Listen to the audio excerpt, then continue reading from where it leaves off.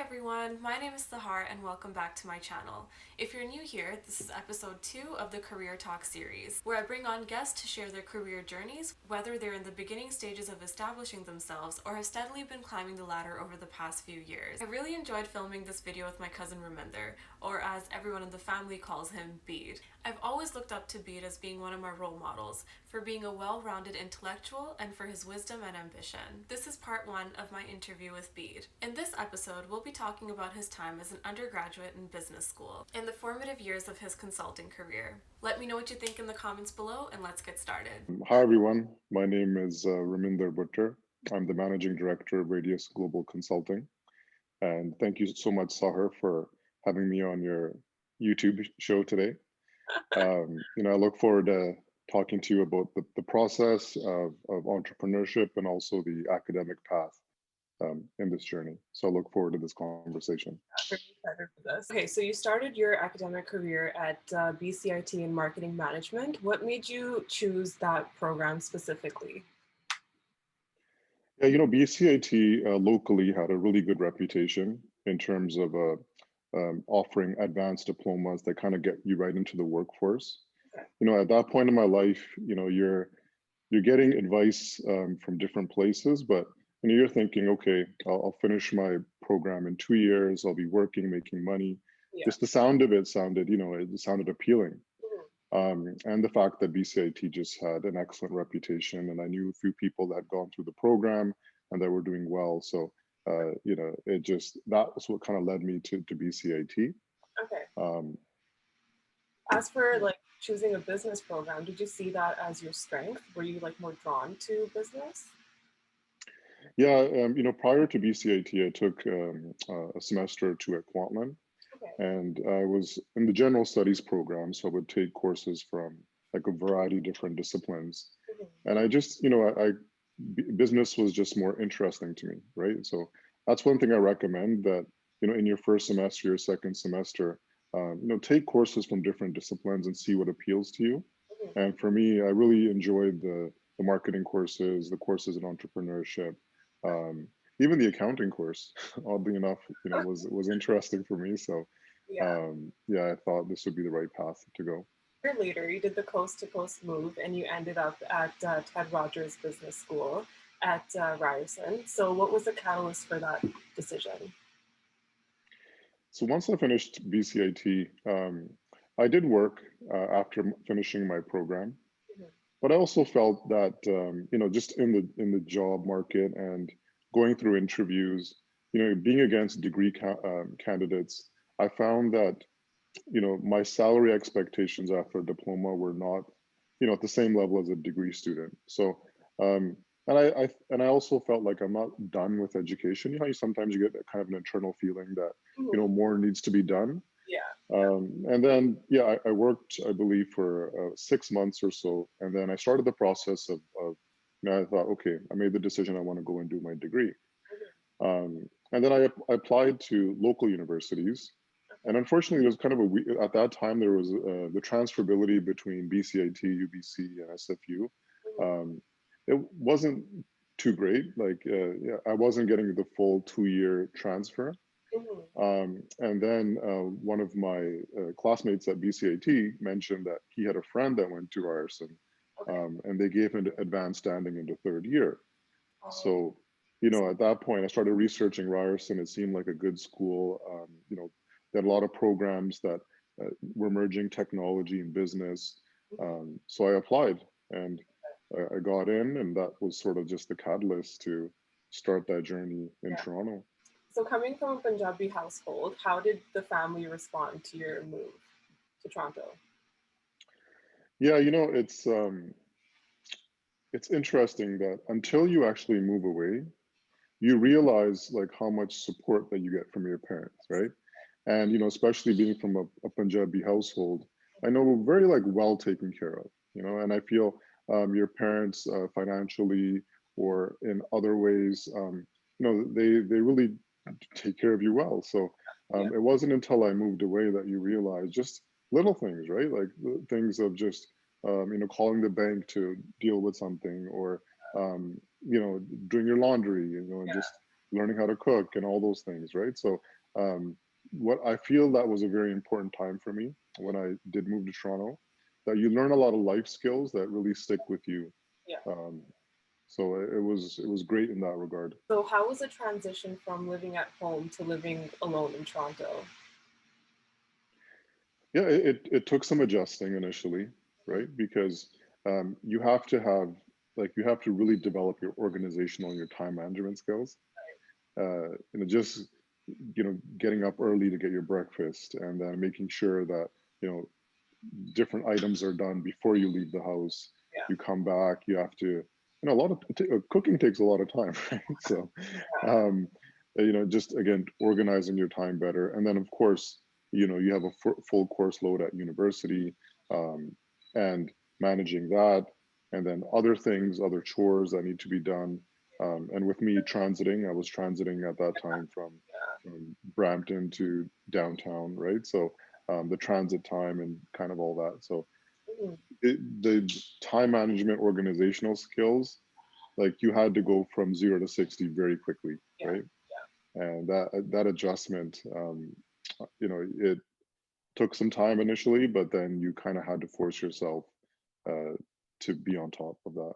Definitely. I feel like when you're put in that position of living on your own, you kind of realize what works best for you as well. Like when I was living Yeah, alone in Copenhagen, I feel like I was more mature than when I lived alone in Waterloo. And I knew my habits better. I knew like how far, like, push the line, like, okay, I can't stay up longer than this point. And like even just, yeah, like you're saying, organizing yourself and like scheduling different things in your time, you kind of yeah. figure those things out about yourself as well, which is a good thing to have later on in life too, like when you completely move out of the house. It's so true, and you also get this sense of confidence, right? That you can survive on your own. Yeah, you can, And that's a powerful thing, yeah, right? The fact that you can do that. So, and again, as we talked about, coming from a Punjabi household, like we're very well taken care of our by our parents and just our extended family as well. Um, so it does give you a sense of confidence that I can be put in any situation, but I will persevere, right? yeah. So did you pick up any skills or habits that you carried on later into your career at this time during your undergrad?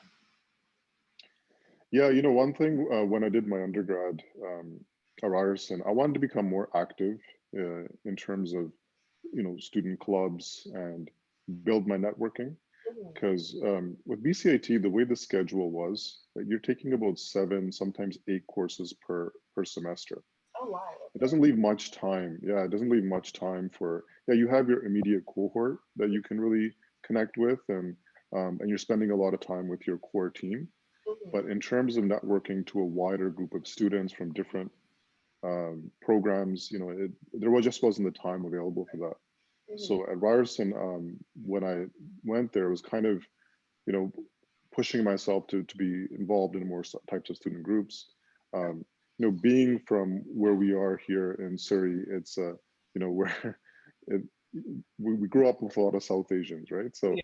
Yeah. being in Toronto, even the fact that you interact with people from different cultures, that also kind of opens you up to just realizing that there's so many similarities with everyone. So that was kind of a great experience. Mhm. And as we talked about, just the organizational skills, the time management skills, Yeah. um, that was one of the things that I think drastically changed for me Mhm. from high school to BCIT. Then when I went to Ryerson, I felt that went to super drive, right? Like you really had to be on top of things. Definitely, yeah.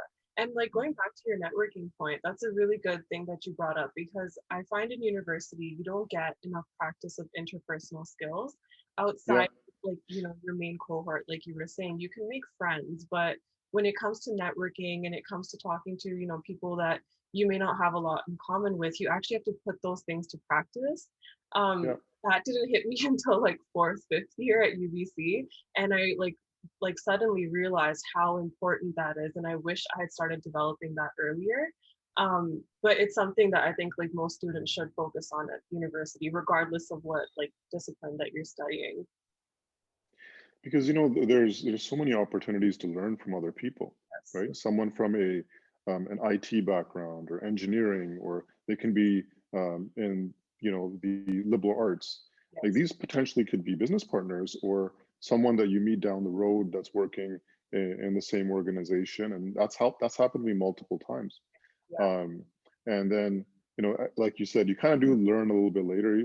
I think in fourth year for myself too, I really wanted to kind of like set myself up for my career. Yeah. So in having some of these discussions with people from IT backgrounds and just seeing what's the job market out there for them, and how that's relating to business, because of course that was my discipline, right? So um, yeah, you networking not only with your fellow students, Mhm. but also building those relationships with your professors, right? Yes. Yes. For me, fortunately, like some of my professors were, excellent references, Mhm. not only for jobs, but also then on to pursue like graduate study. Right. They were, and not only are they an excellent reference, they give you some great advice, They do. right? Yeah. And knowing and getting to know you, they can pick up things, and in terms of how you study, or sorry, how you perform academically, they can give you some certain pointers that they think you're better suited for this type of graduate program, because I think we'll get to that discussion as well. But Yeah. that was also a journey for me in terms of like what I wanted to do, right? Yeah. Yeah. I'm jumping ahead, Sarah. No, it's okay. The conversation. Again, like one last point I'll bring on that. Like I like how you also mentioned to make friends and like discuss things with people in IT or engineering. I think for me that definitely holds true, because I had a few friends in engineering and they sort of opened up this field of interdisciplinary studies that I kind of never knew existed, because I'm in political science. So for me it was that, oh, I'm meant to just be studying and writing essays and like not much real life application for what I'm learning. And I like would talk to engineers about what's going on right now in the world, and I was able to figure out that, hey, I can apply what I've learned to so many different areas. So it was so helpful to talk to different people about these things, because you end up learning so much from it. You do, and just the way they look at problems and perspectives. And I remember there's one conversation that I had. I had no idea what the first principles theory was, right? So it's something that relates to physics, Yeah. but how you break down and you look at a problem, and you kind of approach it as like you have no prior background to Right. it, right? So how you break it. So it was a really interesting way of thinking.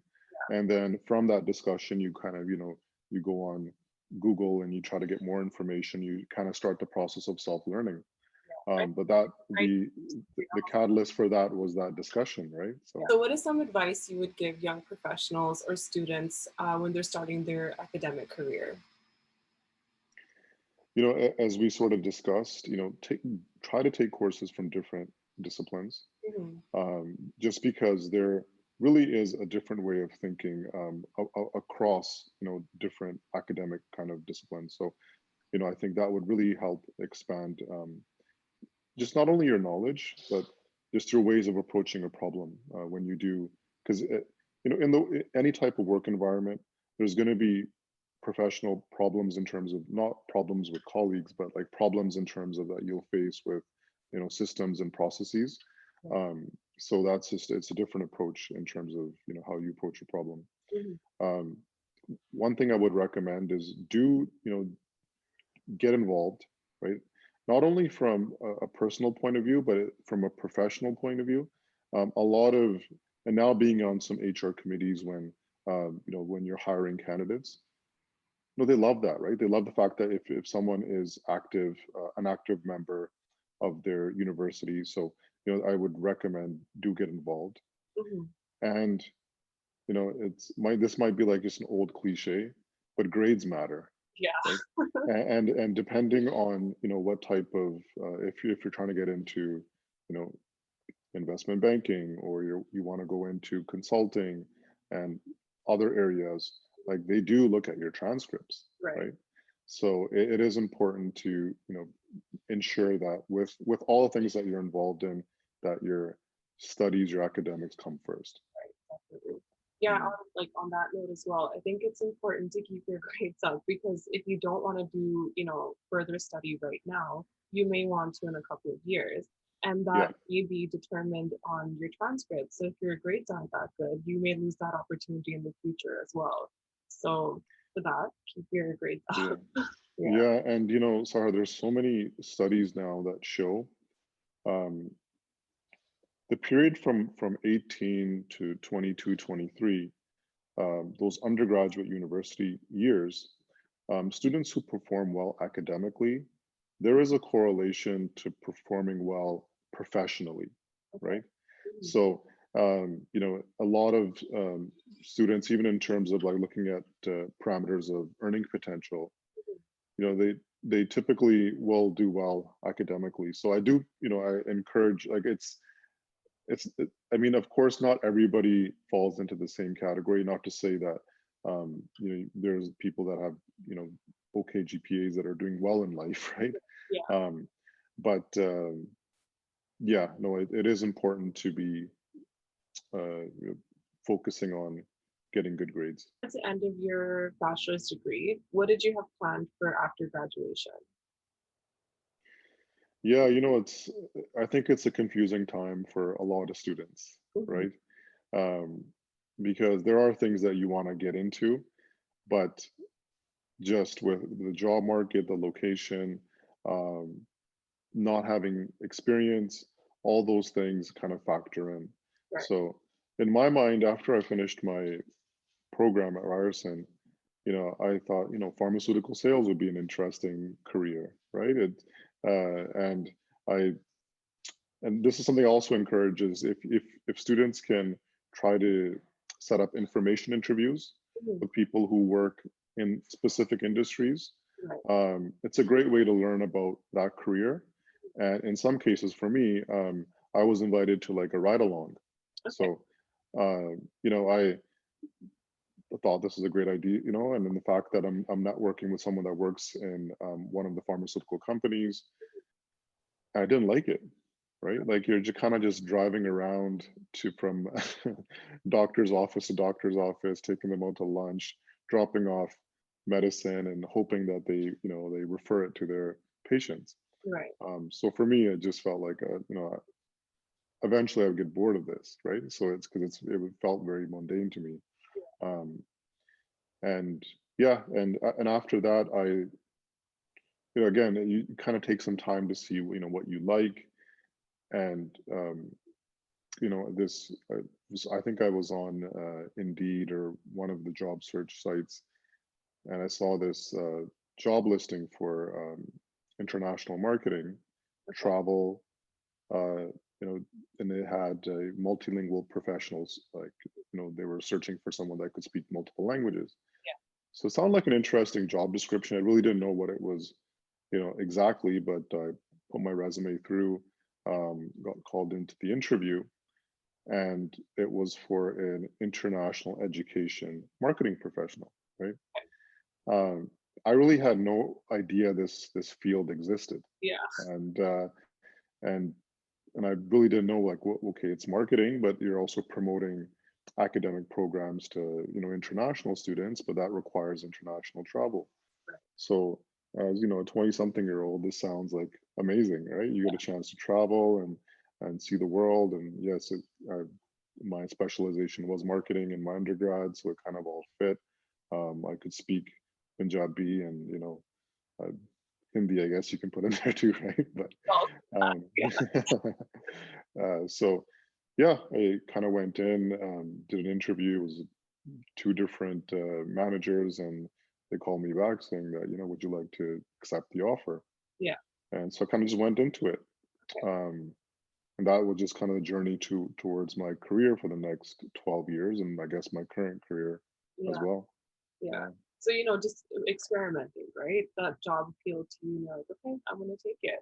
So did like the whole travel bit sort of, I don't want to say intimidate, but did that, you know, concern you in any sense? Like, am I prepared to go out internationally on my own? No, and yeah, at that point, I think outside of traveling from BC to Toronto, maybe a few trips into the US, Mhm. you know, didn't do much international travel. Of course, we had, those family trips to India Yeah. every once in a blue moon. But, aside from that, going to places like, Indonesia and, Right. the Middle East and Turkey and all these countries that, I never thought, you'd travel to. Um, yeah, I mean, it was kind of under my, um, we had specific territories that we had to kind of manage, country territories. So, these kind of all came under me. And no, I wasn't intimidated. The first time I went to India alone, I just, of course, it'd been a while since I went to India. So wanted to just make sure that, kind of getting from one place to the other was, and I believe my first trip was to Mumbai, right? So, Okay. yeah, I just didn't know the area, never traveled there before. So I did a bit of research. Mhm. And that's important too. You got to kind of research the places that you're going, and also learn of just cultural norms. I mean, India is a bit different, being that, where our parents are from India, right? But again, traveling to places in the Middle East, Right. even oddly enough, Europe as well, right? So, Yeah. there's different norms in different places. Yeah. Yeah. What did you recognize as the key skills to assist in progressing within your field? Yeah, we kind of touched on this, but I think interpersonal skills are extremely important, Mhm. right? Because in a work environment, you're working with all different types of personality types. You're working with even cross-generational um, people, and so it's really important to develop those interpersonal skills and build relationships with people, right? um, and of course being professional, ethical, uh, working to the best of your ability. Try to find a mentor within the organization that you can get advice from and support from. Mhm. And I think it's also important that once you're in a work environment, to learn as much about the company and the processes of different departments, Okay. because sometimes even within organizations, silos build Mhm. within teams. And it's, and with kind of the changing landscape, there's going to be much more cross-functional teams. And Right. so it's important to like interpersonal skills are key. Okay. Okay. So did you plan the trajectory of your career or did you just kind of like fall into it? Yeah, I set personal goals for myself. Mhm. And in terms of my job, it's often it's target based. Yeah. So you have to develop and kind of design strategies to ensure that you meet those targets. Mhm. So there's financial objectives that you had to be met. Mhm. And also, you know, in that the career that I'm in, it's, you're also like when you're developing, say, a new market, it is kind of like developing your own business in some aspects, because you're researching the competitive landscape. You're kind of finding out what is the right strategy to enter into the market. Learning more about the educational systems, and just again, like I said, the cultural norms which relate to the marketing.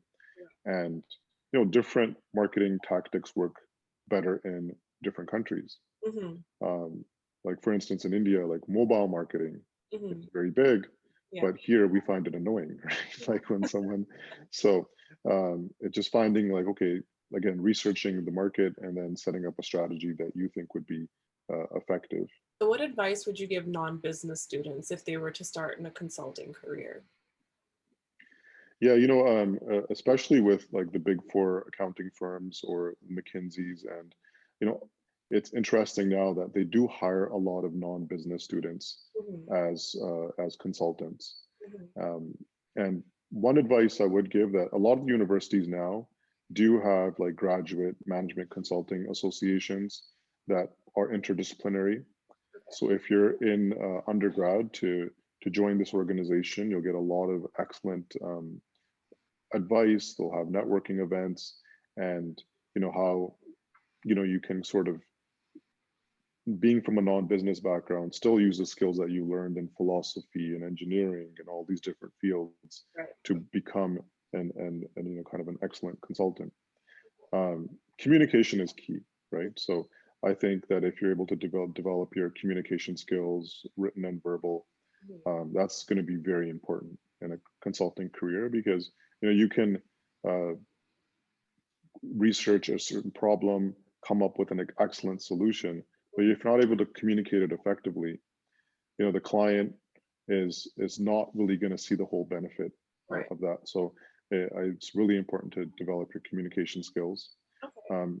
And even within, as we talked about, within university, finding mentors, but if you can talk to industry professionals, and a lot of people are much more willing to help you than you may think, right? Like sometimes people are discouraged from contacting partners at firms, but they've all been where you've been at. Right. So it's important to now through LinkedIn reach out, discuss. Now more so it's virtual, right? But there's been many occasions where you just be like, you take 15 minutes of your time for a quick coffee. You just want to ask some questions. I'm considering a career in consulting, Yeah. and a lot of people, they respond positively.